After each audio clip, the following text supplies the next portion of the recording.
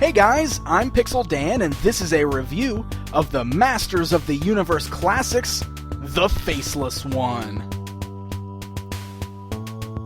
This original character from the 2000X MYP cartoon series, and father of Evil Lyn, finally gets an action figure. As a figure that was announced as coming out very early in this line, does he live up to the hype that's been built up for him over the last few years? Let's take a look and find out. The Faceless One is packaged in the standard Masters of the Universe Classics blister card, with Ramstone in hand and Havoc Staff attached to the card back behind him.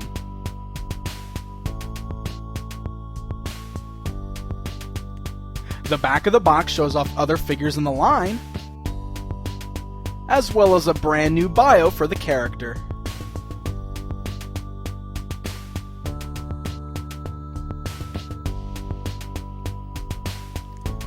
Immediately out of the box, I find the look of this figure very appealing. His costume is a mixture of blacks, grays, and purples, colors that I have always felt complement each other very well. He kind of gives off a bit of a Scareglow vibe to me because of those colors.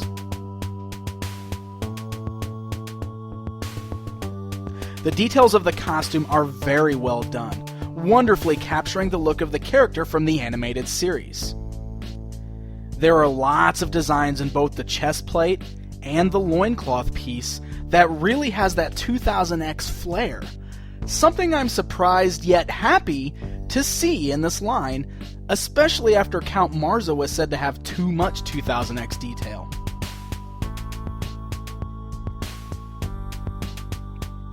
Now, the face sculpt is one that has already caused some debate. As you can see, there are some actual facial features sculpted on, such as eye sockets, a nose, and a mouth, making the Faceless One not so faceless. In the cartoon, his head was basically a shadowed, glowing figure with little to no features at all. Now, the colors themselves do look great, and I think the dark black of the eye sockets really helps out with the more shadowy look. It was stated at New York Toy Fair 2011 that the Horsemen attempted several head sculpts for Faceless One before finally deciding on the one that we have here, suggesting that this was definitely what they felt looked best. It's also worth noting that unlike the original prototype shown for the figure, the inside of the hood piece behind Faceless One's head is now painted a solid black. This helps to add that floating, shadowed look of the head, especially since the eye sockets blend in so well with it. So kudos to Mattel for listening to fan demand on this one, as I feel this really helps the overall appearance quite a bit. Alright, so here we are with the Faceless One, another original character from the MYP cartoon series to hit the Masters of the Universe Classics toy line. Now, this is a very, very cool looking character, so let's take a closer look and see exactly how this guy was pulled off. Now, as you can see, Faceless One has a very elaborate costume. He's got this huge cloak-like cape thing going on with the hood and the works. It's very, very well detailed, very cool piece. Now, how this is actually done is it's actually one whole cape that just sits over his head right on his shoulders. It doesn't really clasp on, it doesn't hook on, it just sits right on top. Works very well, actually. Now, that cape is actually, it's pretty standard. It's not real soft, but it's soft enough, and it does bend around. It's very similar to the cape we saw with Scareglow and some of the other figures from before. It is actually 3 separate pieces. As you see, the 2 shoulder pads and the main cape are all separate pieces, but they are all hooked together, and it does look like the pegs are glued in. So it's not really meant to be separated, but it is 3 separate parts, all connected together to make this one massive cloak that pretty much covers up the whole figure. So when you take that off, we pretty much are just left with the standard buck. It's the same body type we've seen with most of the males in the Classics line. Now, his torso is actually painted two-tone. The top portion is black, the bottom portion is purple, and that's just to help match up with the look of the actual costume. And, when you've got that whole thing on there, it looks really well. So, it's actually very well done. Now with this big cape on there, it is going to get in the way of that articulation just a little bit. Getting in there to turn the head is a little complicated with that big hood around him, but you can get in there and you can turn his head from side to side.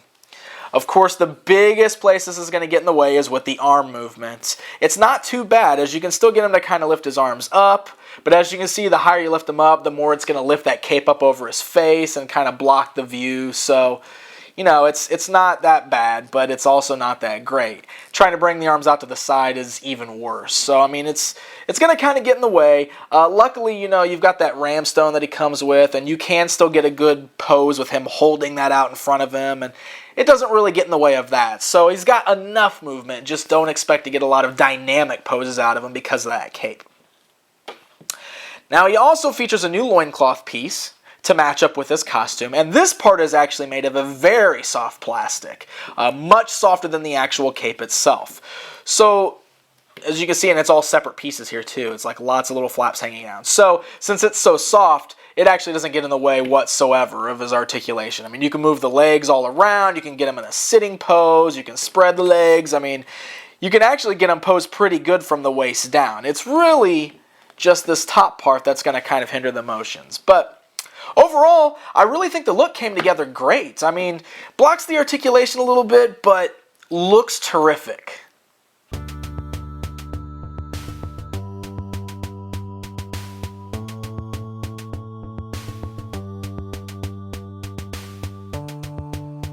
Faceless One includes 2 accessories.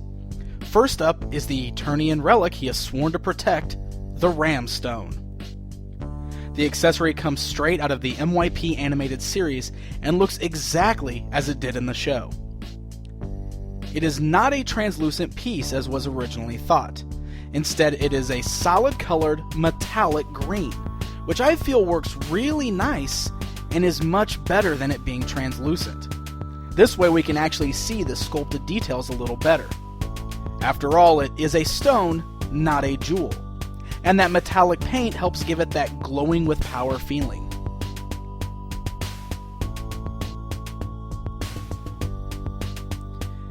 Faceless One shares hands with Count Marzo, all the way down to the fingernails. Yes, even though he is wearing gloves, you can still clearly see the fingernails from the Marzo sculpt. We were warned about this ahead of time, though. The Ramstone fits perfectly in his hand, and he can hold it out in front of him. And of course, since the hands are the same, if you wish to have your Count Marzo snag the Ramstone away and use it to his advantage, well, you can do just that.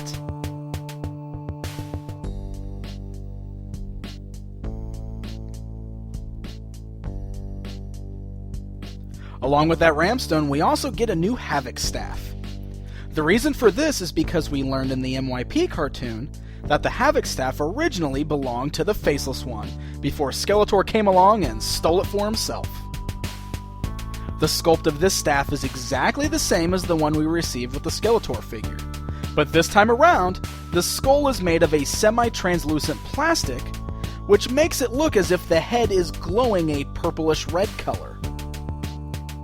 This actually looks terrific placed in Skeletor's hands, holding it as if he's blasting his Havoc Staff at his enemies.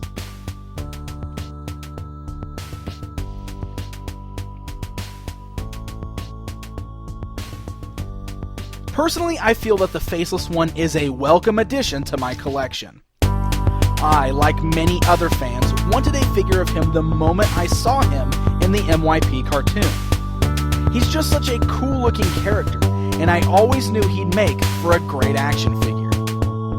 I think the Horseman did a terrific job with the design of his costume, utilizing the current Masters of the Universe Classics buck and build to still nearly perfectly capture the overall look of the character. And getting another relic from Eternia in the Ramstone is another added bonus that I am very happy with. Although the sculpt of the head is still something I'm getting used to, and I still feel it could have been cool if it was glow in the dark, overall, I'm very satisfied with how this one turned out. The Faceless One will be available June 2011 on MattyCollector.com and is part of the Eternian Collectors Club subscription. Until next time.